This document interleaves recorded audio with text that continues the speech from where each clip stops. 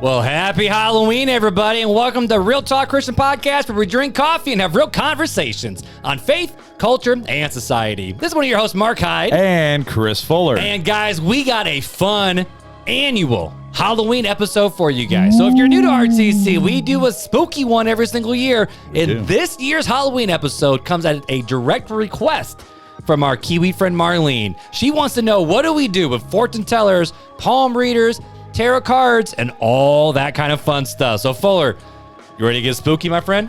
Let's get spooky.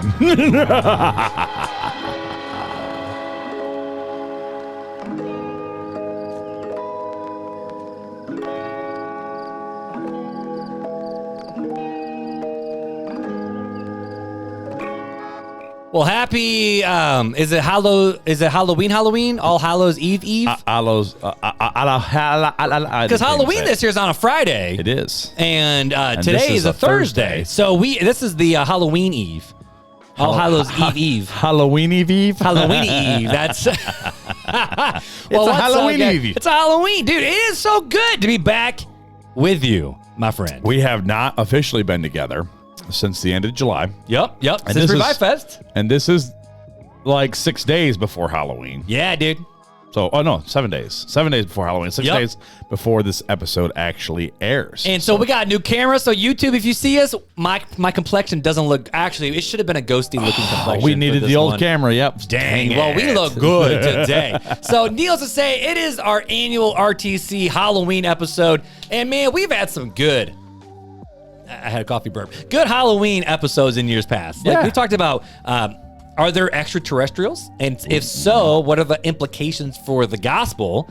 Like if there are other things out there, what are we supposed to do with that? We talked about Satan and his demons. Yep. We've done some just on Halloween in general, like should we go trick-or-treating or not, or this, that, and the other. Yep. Right? I'm trying to think, what are some of the other ones that we've done? I don't know. Oh, horror movies? We've done horror movies and haunted houses. That's right. But the thing with our Halloween episodes is I feel like what gets really interesting with the season that we're in, we're in the age of TikTok, we're in the age of Instagram, age of Facebook, and it seems like whenever Halloween gets near, my Instagram feed gets littered with former witches and former spiritual, interesting. I don't want to say like the woo-woo folks, but like the woo-woo folks, like with the crystals and whatnot. Sure. And who have left that, turned their backs to it, and then decided to follow Jesus, and they talk more and more about it. But now, since everybody's got a voice on social media, you got basically, it's not like an argument and not a fight. That's not the right word. But more of a, you can go trick-or-treating. No, you can't. Yes, I can. No, you can't. So Yes, I can. Yes, I can. I was waiting for you to do that one. So I think this is going to be a good one of how we should respond to these types of things in regards to Halloween. I think it's going to be good. All right, man. But before we jump in, we got housekeeping. We got some housekeeping to do. Actually, we're drinking a little coffee right now. Okay, what is this? This is really this good. is actually, I don't even remember what it is. But You don't know what we're drinking? It's from Costco. We're drinking Costco coffee right now. Costco coffee. And I'm drinking it black. Yeah, it's good stuff. Okay, so Costco's made by Starbucks. Starbucks makes the Costco brand, don't they? No. Are you sure? I think we talked about this on the podcast. Costco, no, we didn't. But Costco does have Starbucks brands, but has many other brands. But that you're thinking Kirkland brand. Oh, wait. No. This isn't Kirkland brand. This is not Kirkland brand. This is just from the Costco. This is from the Costco. You know what color the bag was? It was orange. Was it Big B? It doesn't taste like, because Big B's not that good. It's not a Big B. It was like orange and blue and black. And it was a single origin coffee. If it's single origin, that works for me. Yeah. That works for me. So it's good. Bad. No, it's pretty good. I will say, I've been really happy with, I don't really buy my coffee from Sam's, but I say that like silly Sam's people, but we love Sam's. I don't buy my coffee with you commoners. I mean, I don't. I get it from Bendix in South Bend and get it delivered to me for free. Wow. For free, which is great. But you know what, dude? I've been drinking some other stuff. I got some stuff from the refinery in Goshen. Nice. It's pretty yummy. Nice. It's a great. My mom got Italian roast, which I'm like, Mom, I don't do dark roast, but it's okay. So the coffee's a little. It's not that greatest for coffee, but dude, it makes a mean espresso shot. Let's be honest though. What? The Lord caught us at Starbucks. Dude, that's for real. The Lord caught us at Starbucks. So if you don't follow along on our Facebook community page, we posted a photo that we caught up in Starbucks yesterday. Unknowingly caught up in Starbucks. So I was walking in to meet a friend for a cup of coffee. And I walk in and I say, hey, I know that guy. It's Marc Hyde. Which is weird because, I mean, that's our old stomping grounds. It was where the inception of the podcast came about. Yep. And so I was just chilling because, family update, the Hydes are moving. Again. Yeah. So someone commented that they're they try to keep up with the modern ones, but they're rewinding. And he's like, dude, I'm listening to the part where you moved last time. I'm like, which time? Which time? That's what I said. He goes, so the house you're at right now. And I'm like, the one by Fuller. You're excited about moving by Fuller. And I'm like, oh, well. Yeah, you got a couple more years to catch up on then. Again, which time? Oh, that's true. Okay, yeah. I mean, let's be honest. Every time you've moved, I've followed. I know. Let's see. So we both were on the south side. Then you went northwest. I went northwest. You went OC. I went OC. And now I'm breaking the mold. You are breaking it. And then you're trying to talk me, but I said I was going to talk to your other friend, Devin, and we're going to move again somewhere close by each other. And then you're going to come following. I know you are. Because I follow you and Devin. I really do follow you and Devin for the most part. It's just the way it is. It's the way the cookie crumbles. Yeah, but dude, we were in the car 3 hours a day for drop-offs for kids, drop-off and pickups, and we got tired of that. That's rough. And so we found a house a mile from the campus, and so we got our offer accepted. And so right now, we put a counter offer on our house in literally right before I walked in. That's right. And there was a showing going on, so we're a little late getting in the studio tonight, but that's okay. Yep. And so I got, 2 more tomorrow. We had 5 yesterday, 5 over the last 2 days. We're supposed to have 2 tonight, but we only went down to 1, and we got like 3 tomorrow. Yeah. So things are moving, man. Nice. Things are cruising, which is good. We need to sell the house and get into this new one before it gets too, like, you don't want to move in December and January. Well, I mean, in Michiana. You don't want to do it. You can, but it's not advised. It's not pleasant. No, it's not. Oh, I didn't think about this. We're supposed to be going to the Notre Dame game against Syracuse at the end of November. So hopefully that doesn't mess things up with closing. Maybe you are. Oh, no, I'm going. Absolutely. I'll take you. If Beth can clean the house, I'll take you. Oh, I'm kidding. I didn't say it, Beth. I'm kidding. All right, but anyways, so we talked about coffee. What's the other thing we owe? Oh, yeah, reviews. That's what we always do. You almost forgot the review. No, I didn't. It's big and bright. We're like recent review. Oh, yeah. I decided to stop going because I forgot where we were at. I'm just like, you know what? We're going to take the newest one tonight. That's just the way we're going to roll. So if we've missed your review, no offense to you. Sorry. We love you. But this one is 5 stars from Kaylee BL. And it says, it's 5 stars, actually. I love y'all's podcast. Trying to get away from secular music, TV, and too much social media. It's definitely helped me to keep sharpening my perspective. Love the energy, too. Love the energy. Well, Kaylee BL, thanks for the review. We appreciate it. We appreciate you very much. And I'm assuming it's a she. Well, it's Kaylee. Which we got to talk about that. You almost got us in trouble at Revive Fest. What? What? Oh, my microphone just. What? I hit the wrong thing. My microphone just fell. When we said something and we were like, we made the misgendered joke. And you're like, Mark, don't misgender people. That's the wrong festival. And everyone was like, what? It was the same joke I made. It was brilliant. When I went up, because everybody kept losing everything, and somebody had lost their room key to their hotel. And I'm like, listen, if you don't come claim it, that means we get to just go take whatever's in your hotel room. And I came down and Director Dave's like, did you just threaten to rob people? I'm like, yes, I did. I missed that interaction. That's funny. But it worked. It did. They came up and got their I said, all right. Because everything was like, you don't want to just hand it off to somebody. No. So I was like, all right, what hotel are you staying at? I did see that. That was funny. Just so I don't give the key card to somebody who, is going to show up at somebody else's hotel. That's real funny. Anyways. That's awesome, dude. And, I'm also excited for this episode to have a real talk or a fun fact with Fuller at the end because people have been messaging us. Oh, really? Saying that they missed the fun fact with Fuller to end the RTC on the road. So we hope you guys enjoyed that series and that segment, but we are ready to be back in our normal flow. I'm sure everybody else is ready for us to be back. So speaking of the flow, here's how tonight's conversation's gonna go, all right? Ooh. So we got some setup to do. Go? Was that a rhyme? Flow go, baby. All right. Make sure you get your auto loan or auto insurance from Progressive with Flow. So we're going to do the intro, and then I got some stats to talk about. And Sorry. What? You said that, and I'm like, we are farmers. Dum dum dum dum dum dum. I know, company, but you were talking about insurance. So anyways, continue on. That's true. But so we're gonna do some setup. We're gonna do some stats, and then we're gonna get into the meat of the conversation. All right, let's get it. As an intro,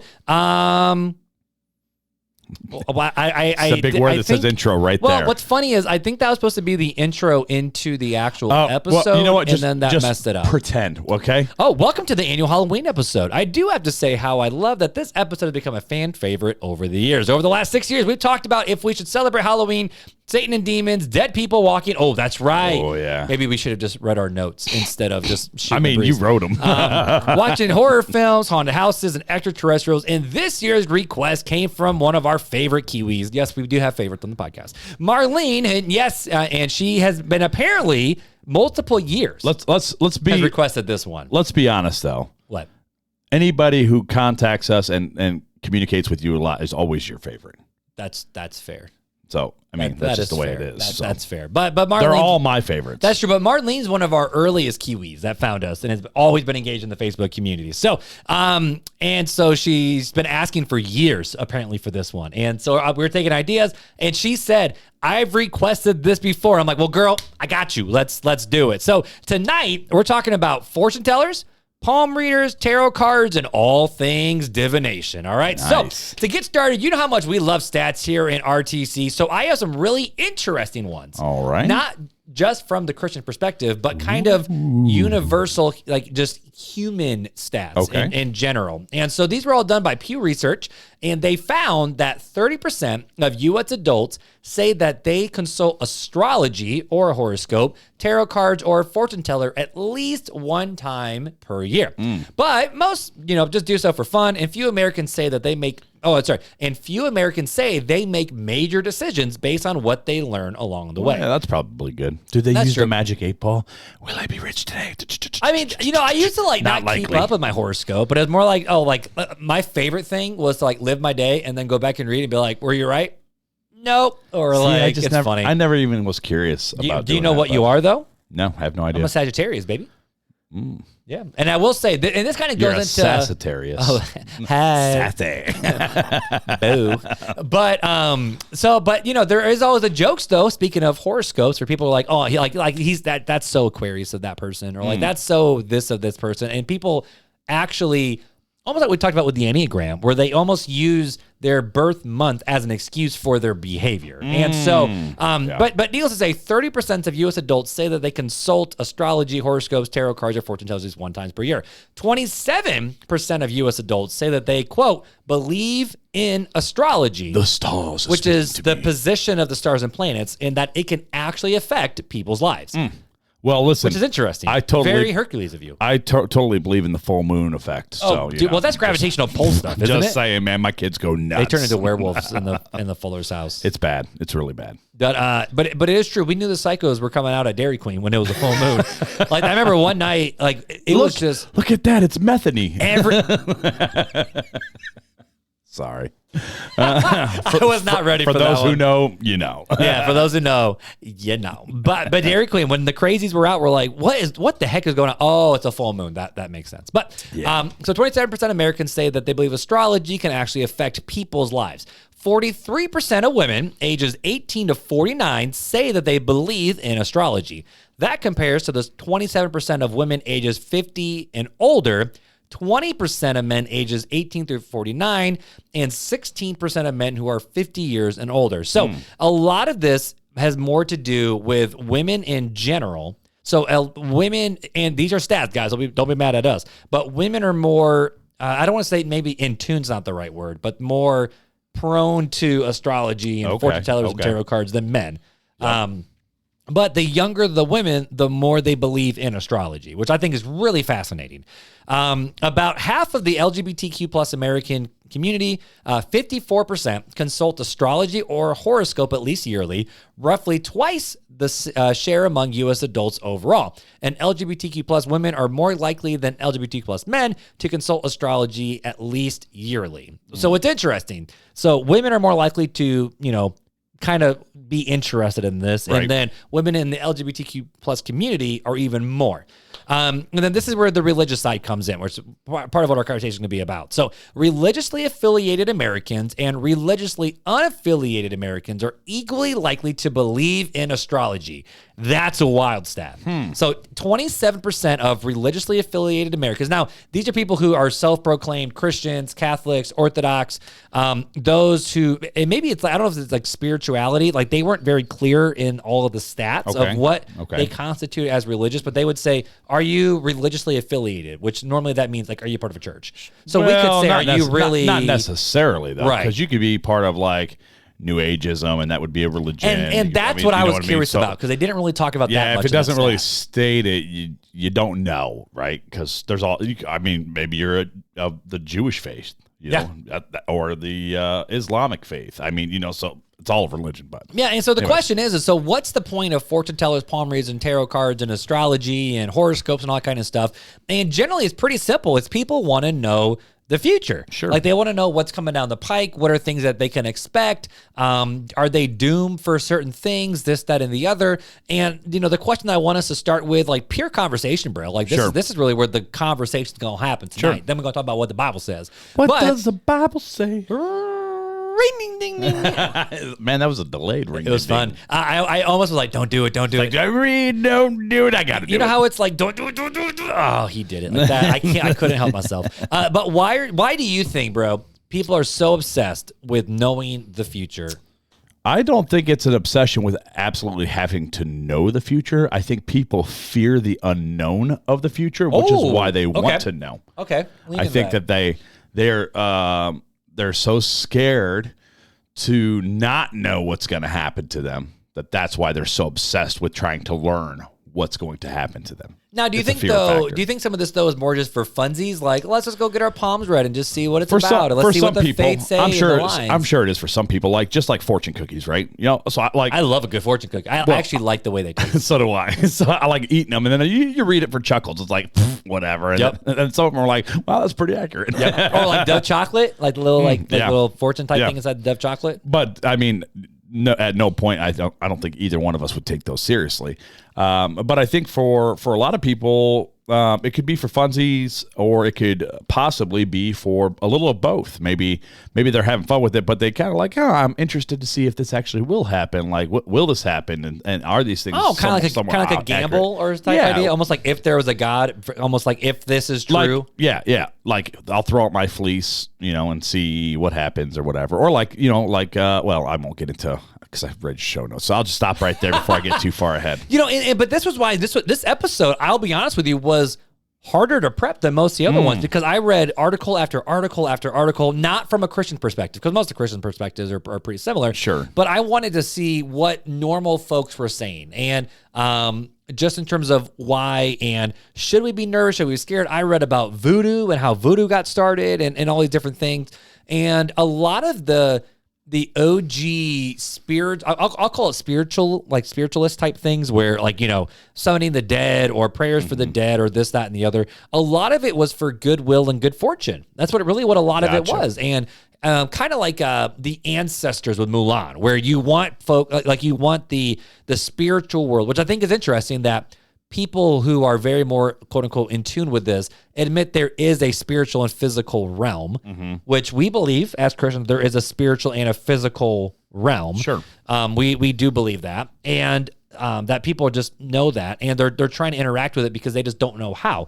But when you look at all these other different religions, they all have some sort of trying to make the spirits, you know, favor them. They're trying to have their religious ancestors bless them, kind of like, you know, like and I know it's not real Chinese religion, but like, you know, like Mushu was supposed to go awaken the great stone dragon to protect Mulan when she was out doing her thing. Right. And so people have always believed that the spirits are out there protecting us and surrounding us, and then you can flip it, and then like modern day Hollywood have made voodoo dolls like crazy. But there are real witch doctors out there that really do cast spells and things like that too. So this is where it's hard with this conversation, where there's like I'll call it the Western mysticism, where it's a lot more surface level type things. It's more for fun. Yeah, but there are people though, even with Western mysticism, where they do believe that these things do matter, but they would say it's part of the universe and the aura and the vibes that are happening, and we just want to be in tune with the tuning of the universe. Sure. Not so much,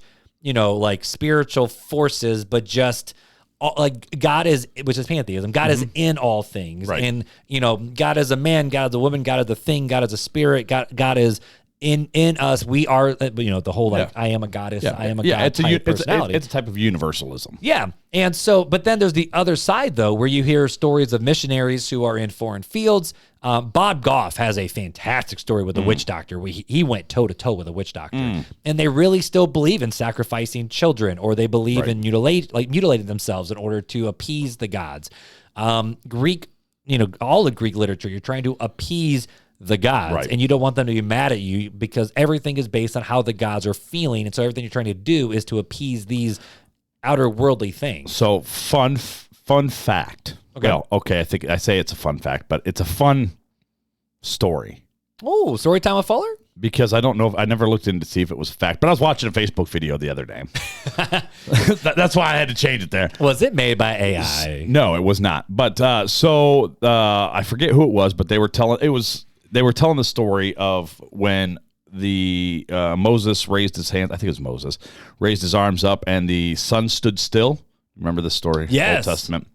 So there's actually a story in Aztec history, down in the south of us, and the story goes that it was night, and it was like eternal night. Is like about the same amount of time, and they were so scared to death that they had offended the sun god that they did like mass sacrifices, trying to appease the god through blood sacrifice in order to bring back the sun. And it just reminded me of that. Whether that story is true or not, I don't know, but it was a good story nonetheless on Facebook. So. Interesting. Sorry, my realtor is trying to get a hold of me, so I'm like, call Beth, Boop, because I don't know what's going on. But kind of the same idea, like with Road to El Dorado, like they were throwing gold and trying to do sacrifices into this big vortex, which just plopped you out on the other side. And but there's so much in Western world that we gosh, what's the people need to stop trying to blow me. I'm just trying to send. This is what happens when you're trying to sell a house and podcast at the same time. And Beth is out of the state. Oh no, she's in Wisconsin. So, but all these different things, and I think this is where maybe some of us as Christians are kind of like, oh, dude, it's just like it's DreamWorks, it's Disney, it's that, and like there are things that do freak me out a little bit, like voodoo culture freaks me out, specifically like the Louisianan voodoo culture, the Haitian voodoo culture. Okay, but when you start reading more and more into it, what's fascinating is a lot of these were pagan religions that connected themselves to Catholicism, which I think this was interesting. So all the reading that I was doing was the way Catholicism spread really, really fast was it would go in, but then kind of like the same way the Romans would like integrate other people's faith into the Roman culture, like Roman and Greek and they all had the gods. Well, we just call them by different names. Like we both have the sun god, we both have the moon god, this god, the Zeus, which is why Rome had such an issue with the Jewish people because they had only one god. Whereas typically when they took over people, they would accept whatever gods of that culture, and because they're like the more gods, the better. Exactly, and they were called the atheists because they don't believe in a god because God is not a human or God's a spirit, but he's not a real physical person like the gods were, which is interesting. But because they were monotheistic. Exactly. And gosh, what was I saying? Oh, but with Catholicism, and I'm not necessarily blaming the Catholic Church for this. It's more it could be the people who taught it. But, the voodoo culture, they connected the prayers to the saints as in prayers like in the spiritual realm and can affect things in today's realm. Gotcha. You have the Mexican culture with what's the Day of the Dead called? I can't think what it's called, but the Day of the Dead. Well, right, but in the actual like in Spanish, but you have the Day of the Dead, which they believe that the loved ones came back in, they come back from the spiritual realm, and they actually are with us in that culture, which is so fascinating because that completely goes against biblical teaching too. Dia de los Muertos. Day of the Dead is also known as. Which is happening during Halloween, which is another reason why people who are very against it is like, look, this is when all the dark things kind of happen. But you have like Coco, the movie is actually very realistic, where it's like you have the mantle and then you have the photos on the mantle. And then if you're forgotten, then your spiritual is forgotten. So you don't want to forget your ancestors and your heritage and your people who you come from. So this is the one day of year where they come back and visit us. So they put out the food, they put out the things. And, some of it's more cultural. And I even have a friend who her husband is a cultural, what's the main religion over in India? Hindu, right? Yeah. Well, they have this big festival where they do like color wars and they throw colors and do stuff like that. And I asked her about it because I'm like, so does your husband like actually participate? She goes, no, it's just cultural, kind of like how, Christmas is cultural and Easter has become like they're not Christians at all. And he's more of just a cultural Indian. Okay. Like actually from India, not Native American. But that's also part of that is connecting with your ancestors too. So a lot of these faiths have ways that we try to connect with those who are dead. Protestantism is probably the one that doesn't. Right. But with going back to today's conversation, primarily with tarot cards and palm reading and fortune tellers, the question is, and I got so many mixed results from this too, is do those things, can they actually affect us in today's world? People believe it, and people talk about how, if you open the door to evil, a Christian side, that darkness can come in. Give a foothold to Satan. Right. Now, is that scriptural or is that a witty phrase that people have introduced? That's a question that some people say. I read a story about these, they call themselves Christian witches now, which they are less focused on the sorcery and more on just like connected to the earth and the healings and more natural-esque type things, because like even like in King Arthur's days, like witches were not really witches. They were just healers. Well, yeah, but you had witches and you had druids. There was difference. Druids were the healers. Is that what it was? Witches were still trying to practice sorcery. Oh, but gotcha. See, that's Druids were the one with the earth, the animals, nature. Right. And so the question is what do we as Christians do with this? Should we have burning parties with tarot cards? Like, do they actually have any power in them? If we hear our friends doing about it, like, how should we address these different types of things? So I think that's the big question as Christians, what are we supposed to do? Okay. What does the Bible say about it, Mark? I was hoping you were going to talk more. No, I'm going to ask you what the Bible says. All right, so we're at 27 minutes and you said 30 minutes. Oh, gosh, this isn't going to happen. So what does the Bible say about fortune tellers and things of the sort? So first off, we know that God takes an incredibly strong, unapologetic stance against it. Right. So in Leviticus 19, which this is interesting, these are all the laws of how Israel is supposed to live. Chapter 20, we have some verses from chapter 19 and chapter 20.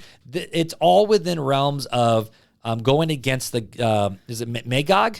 Is that the false god that's in Leviticus 20? I don't know. But I don't remember. In Leviticus 19, verse 26, just whack my microphone. It says, you are not to eat anything with blood in it. Or some translations say, or anything over its own blood. So you're not to eat anything with blood in it. You are not to practice divination or witchcraft. Leviticus 19:30. Molech or Moloch. Molech, yeah, that's what it was. And because that's where it talks about the tattoo verse, and that's the only part in the scripture where it talks about tattoos, and people are saying, is that about Moloch or is that about just in general? But Leviticus 19:31 says, do not turn to mediums or necromancers. Do not seek them out, and so make yourselves unclean by them, for I am the Lord your God. So far it's talked about witchcraft, divination, necromancers, and mediums. Leviticus 26 says, if a person turns to mediums and necromancers, ready for this word, whoring after them, I will set my face against that person and will cut them off from among his people.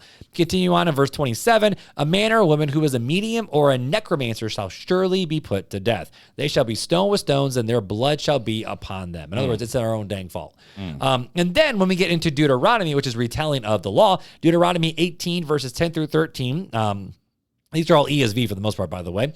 It says, there shall not be found among you anyone who burns his son or his daughter as an offering. Anyone who practices divination or tells fortunes or interprets omens or a sorcerer or a charmer or a medium or a necromancer or one who inquires of the dead. For whoever does these things is an abomination to the Lord. And because of these abominations, the Lord your God is driving them out before you.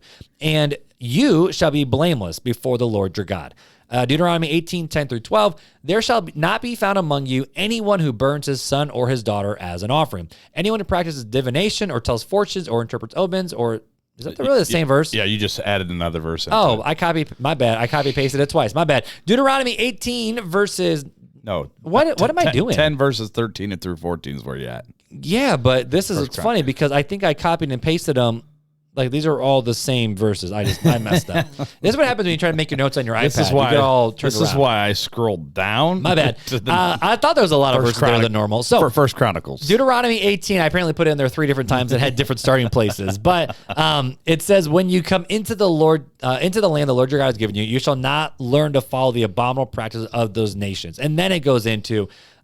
you shall not be burning your sons. Don't burn your daughters. Don't turn to fortune tellers or omens or sorcerers, terms this like that, because those are an abomination to the Lord.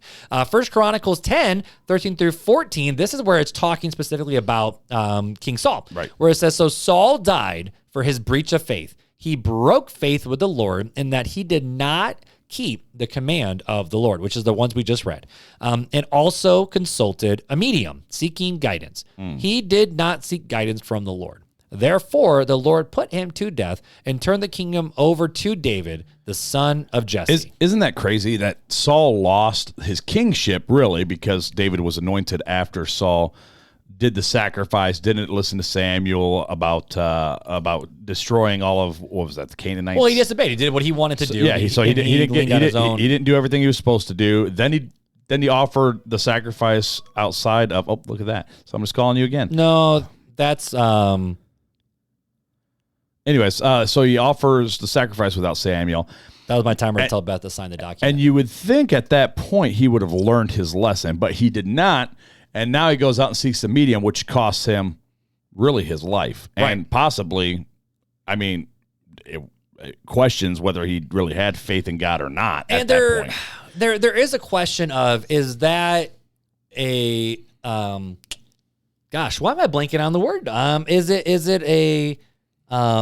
prescription or description of, is it describing this is why God killed Saul, or is it a prescription of if anybody does this? Well, I think it's descriptive. So it says, so Saul died for his breach of faith. Not anyone who breaches faith will die.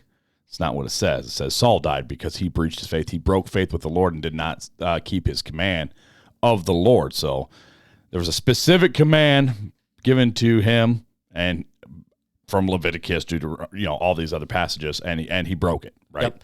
And so he broke faith with God. Then the question becomes okay, so God does take a strong stand against it, at least in the Old Testament so far that we've seen. So why? Why does God take an incredibly strong stance? Well, so this really gets into before I go there. No, you're good. It goes into another question I have, which is does Saul's breach of faith mean he had faith in God, but not saving faith in God? What does that mean? Like he believed. Like, how even the demons believed, like Christ said. Like, so he believed in God, but he didn't believe God. He believed God was real, but he didn't trust God. He didn't seek God's guidance. He wasn't really a man of faith. He wasn't the Hebrews 11 heroes of faith type of thing. You know what I mean? It does make me wonder, what are we going to see Saul in eternity? Are we not? I don't know if we can answer that question. No, well, that's why my thing is because it's he died for his breach of faith. He broke faith. So either A, if he broke faith, he never had the saving faith, or you can break faith and get into heaven. I don't know. There is the New Testament passage that talks about with false prophets that it even says that those who are of the called will be pulled away too. So it even says those who are elect will even be. The Antichrist at the end of time. It talks about that. Had he not cut the days short, even the very elect would have been deceived. Not. Oh, is that what it says? I thought it says there'll be a great falling away, but not necessarily. That doesn't imply that they actually had faith to begin with, because then if we think back to what John said in First John, or maybe it was Peter, I can't remember which one, but it was they left us because were not of us, right? So that also describes people that were within the body, but were not of the body. You know what I mean? So, and when I take the great falling away language to mean in context of way other things that John had written was very similar to that. They fell away because they were not of us. They left because they weren't with us. So going back into, why does God take an incredibly strong stance against it? Primarily from the passage that we just read. And obviously, the first one talks about that, at least during the Old Testament time, most fortune tellers, divinators, those who did omens, sorcery, witches, wizards and warlocks, I guess, they didn't just look into the future or flip some cards over, but they literally were committing sacrifices. And they were trying to consult with the dead. Yeah. Like they were trying to, and does that mean they were trying to talk with just dead people? Were they trying to use the power of darkness to do different things? But we don't fully know, but we do know that, Saul went to a divinator to then talk with the dead prophet. Samuel. Was it Samuel? Because Nathan was the prophet. He tried to bring back Samuel through the medium. Did. And I'm like, how does that work? Well, I think this was God because of the reaction from the medium. Because she even freaked out. She jumped back, as the story says. Yes. And so there was a shock from her. So it seems like, maybe they were like playing games and acting, or maybe this one at least was. Like let's roll the dice and see what your fortune is. And holy crap, it worked. Yeah, like what the this is nuts. Give me my monies. I don't think she expected Samuel the prophet to actually show up.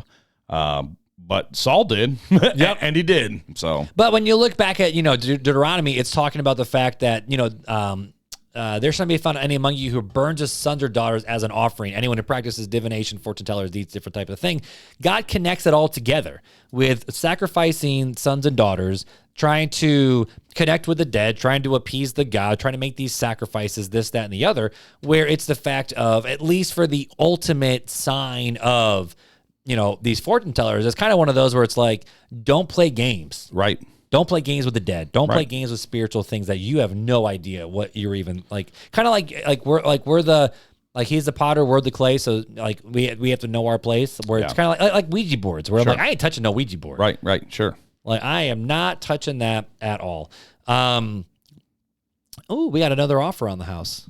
Oh. Interesting. So Beth will have to deal with that one. Well, now you have to see what the counter offer is accepted or not, because we haven't turned it in yet. We have till 8 o'clock to do that, baby. Okay. Yeah. So, most fortune tellers and divinators were also potentially committing sacrifice, which is killing people made in God's image, which is one of the, even in the Old Testament, is one of the world's worst things you could possibly do. Mm-hmm. Is take someone else's life. This is also interesting. Is the sorcery, divinators, that kind of different things is literally the definition of idol worship, which is making gods into our image and trying to control the future in some way, shape, or form. Mm-hmm. So it's more the fact of we know better than God. We're going to set up our own idols, and then we're going to do these things to make them do these different tasks or different things that we want them to do, which literally is the definition of idolatry. Right. And then the question is okay, so what's the root cause of idolatry, which we talked about on this show a lot, but I found a really interesting quote from good old Pope Frankie before he passed away that I thought was really interesting. And so this was a quote from Pope Francis where he was talking about how Christians need to turn away from things like fortune tellers and things that try to tell the future, because ultimately it's a form of idolatry. Okay. So on August 1st, 2018, he asked this question during one of his General Assembly. It wasn't a mass. It was like I don't know what the real word is, where he kind of goes out on the balcony and then speaks. But he says this: how many of you go to pray with tarot cards to see your future? How many of you go to get your hands read to see the future instead of praying to God? And he continued to say that idolatry is a human tendency that affects everyone, and it's a constant temptation, and that trying to have someone tell our future is putting our wants ahead of God. Which I thought that sums it up really, really well, where it's the fact of what King Saul did, is the fact of we are trying to consult these things because we are trying to take God off of his place and consult something else to show us our future, which is really putting something else ahead of God, which is breaking the first commandment. Sure. Yep. I shall have no other gods before me. But, there is a big question, though, of we see this in the Old Testament. Like we see in Leviticus, we see in Deuteronomy, we see in Chronicles, Saul actually committing the sin of going to one. How come the New Testament doesn't talk about it much? It does a little bit, but it doesn't You see also. you see a lot more demonic possessions in the New Testament, which you don't see as many in the Old Testament. Ooh, okay. Fun fact. That's true, because you don't really see the big one in the Old Testament is more of God was using nations to punish Israel. You see the evil spirit, not just annoying King Saul, but literally like tormenting. Yeah, you see definitely King Saul. Tormenting spirits upon him, right? And so there was spirits upon him, but like you said, you don't see a lot of I would say like mysticism type of things like fortune tellers or tarot cards. In the New Testament, like you do in the Old Testament, you see quite a few, and God's pretty firm and stout against that. So, yeah. Yeah, and so we see the Magi from the East, which some people say like, oh, well, they would be divinators and sorcerers. So what does it to do with that? Possibly, or they could have been what we consider scientists today that were studying the constellations. Right. And said, hey, astronomy versus astrology. Yeah, that star right there is different. That's not normal, and it ain't moving. And we do even see the Apostle Paul casting out the fortune teller who she actually was telling the future. Like she was making her owners lots of money. And she was walking around following them saying, this is Paul, listen to their story. And he got fed up and said, get out. Be gone from her. And she was out. So, man, he casted out the demon from her. That's what he did. And then and then the owners of her were like super mad at him because they took away all their money. Yeah, they just lost all their money. So here's some questions to wrap up today's conversation. Okay. All right, and so I have a lot of them here, but I'm only gonna hit a couple of them. Okay. So the first question was: didn't Israel and even the disciples cast lots and leave their decisions up to fate, like when they chose the new? So fun fact about new this. disciple. Now this is a fun fact that I've studied. So when they casted lots to choose the new disciple, it wasn't so much they were casting lots to gamble or to try to tell the future or to see. Let the fates decide. What they did was actually more in line with what, like a throwing out a fleece. Like, hey, if there's dew on the fleece and not on the ground, or if there's dew on the ground and not on the fleece, it was, hey, we're going to throw this out, and the Lord's will be done through this. Like, this is how we will know whether the Lord says yay or nay on this. And that was more of the purpose behind them actually casting lots. It wasn't trying to tell the future. It was saying, God, which way, what do you want out of this? And then they casted lots, and then that's how Matthias was chosen. So you don't think that's necessarily consulting or divinating? No, not in its biblical almost like culture stance. Right, but wouldn't that be the same as like us? Like, all right, we need to find a new elder, so let's flip some tarot cards to see what. Sure. What the signs say. Would you consider the same as the fleece thrown out amongst the ground to see if God would answer that way? I think that was more that showed Gideon's lack of faith more than anything.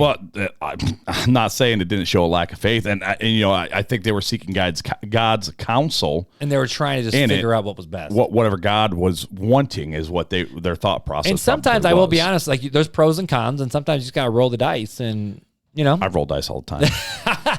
So here's another question people talk about, right? So if Christians are so against magic and so against these different spells and sorcery and things like that, why are Christians so dang cool, especially here on the podcast, with things like Lord of the Rings, Chronicles of Narnia, and other fantasy type things that involve magic? Sure. That's a hard question. I don't think it's so much that, and there's a lot of Christians out there that do take issue with those types of things.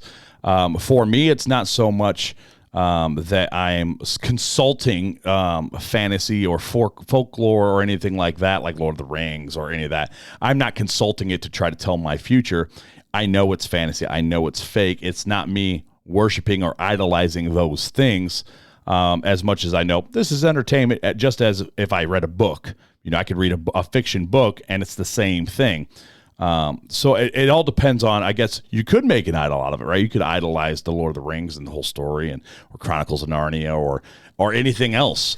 But you could also do that out of John Piper. You could idolize him so much that you make him an idol in your life. So it all depends upon the heart, I think, on how you approach those things. Whereas when you're searching out like the tarot cards and stuff like that, you're actually looking for, even if it's halfway joking, you're still looking for answers from other things, from other spiritual things other than God. And so now you're dabbling into, God says you have to serve one of the two masters, right? You either serve him or you serve the not him, which is Satan's realm, right? Yep. And so those are the two paths. And Christ has clearly said that the only way to the Father is through him, right? Not through tarot cards, not through palm readings.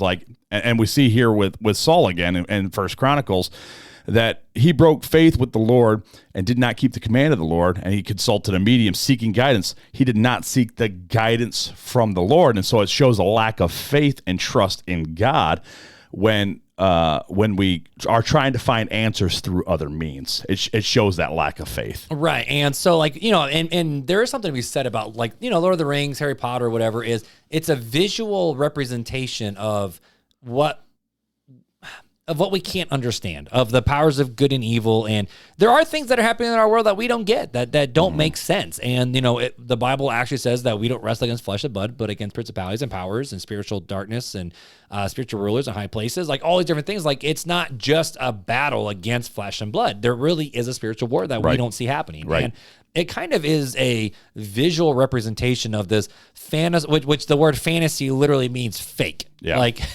Right. It really is fake. Yeah. If you know fantasy, you know it's fake. You're not seeking something out to try to give you answers. And it's fun. And even people who dress up like cosplay, there's no difference than me and Fuller wearing our Irish football jerseys to a football game. That's cosplay. Right.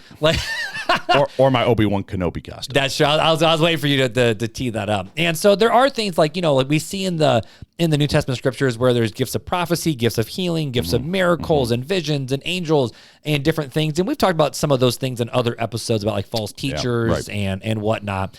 But the biggest thing for today's conversation is we see in Scripture that we are not supposed to go to anything else in our life to try to determine the future besides God. Right. Now, we still are called to, the Bible even says that the horse is prepared for battle, but safety is of the Lord.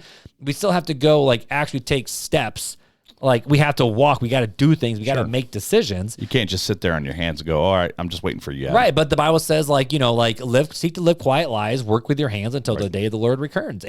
So, for Beth and I trying to make, okay, so Beth and I, we're trying to figure out this new house thing, right? And so is there a spiritual question that we have to have of, we just want to make sure we have the right decision. We're going to go consult the tarot cards or fortune tellers or palm readers, should we buy this house or not? And sometimes people, I even think, over spiritualize some of those decisions. When it comes we just don't know what God's telling us to do. Should we do we not do? We don't make a decision. You guys know me and Beth are very much a pros and cons list, what makes the most sense. And unless the door gets slammed shut, we ain't going to do it. And we're not going against sinning against And there's God. other decisions that people can make that they seek counsel about. Of course. Right? So they seek counsel from good Christian. We prayed for wisdom. Right, and we absolutely. prayed for this. And then you have to go, is there an open door here? And if it's open, and if I step through it, does the door get slammed in my face by God, or am I allowed to walk through? Right. And, there's certain things that we don't need to pray about because God already tells us to go do it. He tells us to share the good news of the gospel. He tells us to take care of the outcast and the lowly. He tells us to go take care of widows and orphans in their distress. He calls us to love our brothers and sisters. He tells us to actually worship him. So these aren't things that we necessarily need to pray about because God already tells us to do it, but it's more of when we are trying to seek the future, are you trying to control the future and manipulate it in a way where you're trying to use all these different matters to do it? Right. Are you trying to hitch that onto spirituality with God, or are you just saying God, your way's best. I'm going to do the best with what I got, and give me wisdom as I'm doing this. Yeah.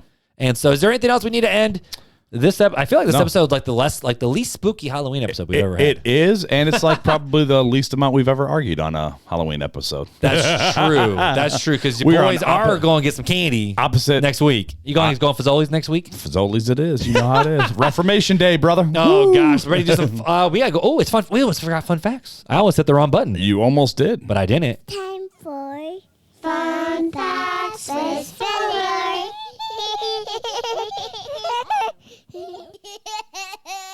All right, my dude. The people have been wanting the have fun facts. So give the people what they want, bro. I have not looked. All right. So what fun fact we got to end the show? The fun fact of the day is the Eiffel Tower was originally intended for Barcelona.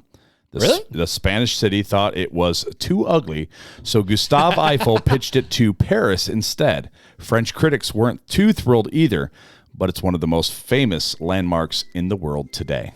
Which I will say, the Eiffel Tower doesn't quite fit with Barcelona. Just thinking about the scenery of Barcelona. Right. That would stick out like such a sore thumb. It would. You know what else would stick out like a sore thumb? What would stick out like a Thor thumb, my if guy? we didn't give the people what they wanted. And what do they want? More interaction in the Facebook group. Oh, gotcha. I'm like, I don't know what the people want. Wow. Coffee? Y'all want coffee, right? I teed you up for it, too. Well, I'm like, what did the people want? They want... Coffee. I don't know. Coffee. You can go get Christmas tree Little Debbie's from Costco now. Like the jumbo pack for $11. That's what the people want. You know what they need to do with those Christmas trees? Like Little Debbie needs to sell one to Costco that's like a 3-foot tall, like... Can I just get one that's not full of sugar? That's all I want. Not full of sugar and not full of dairy. So that's all I want. That's what the Marc wants. That is all that thing is. You know what else the Marc wants? What's that? The Marc wants you to make sure that if you have not yet, you see what I'm doing there? I do. Head over to the Facebook group where you can join in with almost 2,500 other folks here who are in different stages of their faith journey, where you can ask questions, you can have conversations about what we're talking about, or have whole completely different conversations. And you know for a fact that these are other believers that want to encourage you in your faith as well. That's right. And if you haven't already, go over and check out our YouTube page where you can find, I don't even know how many YouTube videos we have, but you can come see what we actually look like. Well, if we're at episode 278, that means we got a lot of YouTube videos out there. We do have man. a lot of YouTube videos, but not all of them like from all the way back. But That's whatever, true. you know, That's go true. there and check it out. Hit that subscribe button and the bell notification so when we're on, you know, right? That's right. That's how it That's works. right. And just like always, guys, we are so thankful that you listen to the podcast. So make sure you leave a rating and review anywhere you listen. We hope you guys have a terrific All Hallowed Eve, All Saints Day tomorrow, or Fazoli's Day. Reformation Day tomorrow. No, All Saints Day is the first. My bad. But Halloween tomorrow, All Hallowed Hallows Eve. And Reformation Day. We hope you guys have a happy all of those things. Sure. Happy Friday. Oh, happy Friday, folks. Well, we love you guys. And until next time. Take it easy.